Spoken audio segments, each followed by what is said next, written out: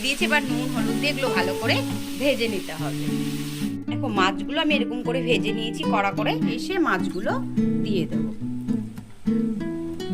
ও finally আমার চুনো মাছের চচ্চড়িটা হয়ে গেছে, এবার আমি এটাকে নামিয়ে নেব। হ্যালো বন্ধুরা, মৌমিতা রান্নাবাটিতে স্বাগত। নতুন রেসিপি, এটা চুনো মাছের চচ্চড়ি।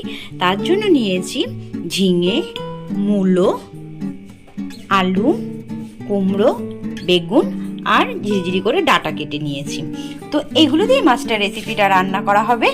তো এই রান্নাটা দুপুরবেলায় তোমাদের এক মুঠো ভাত বেশি খেতেই হবে, কেন রান্নাটা খুবই সুন্দর। তোমরা অবশ্যই বাড়িতে ট্রাই করতে। তেল দিয়ে কড়াই গরম হয়ে গেছে, এবার আমি মাছগুলো ভেজে নেব। মাছগুলো আমি এরকম করে ভেজে নিয়েছি কড়া করে, আর কড়াই গরম তেলের মধ্যে আমি কালো জিরে দিয়ে দিলাম। দিয়ে এবার এই কেটে রাখা ধুয়ে রেখেছি এই সবজিগুলো দিয়ে দেবো।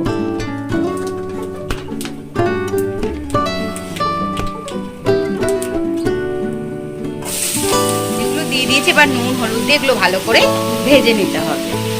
আমার ভাজাও হয়ে গেছে, মজে এসছে। এবার আমি দিয়ে দেবো একটু লাল লঙ্কার গুঁড়ো, দেবো জিরের গুঁড়ো দিয়ে এবার ভালো করে মিশিয়ে নিচ্ছি। সবজিটা আমার সেদ্ধই হয়ে গেছে, ভালো করে ভেজেই নিয়েছি। এবার আমি দিয়ে দেবো কুচিয়ে রেখেছিলাম ধনেপাতা, তাই দিয়ে দিলাম। আর দিয়ে দেবো একটু মিষ্টি,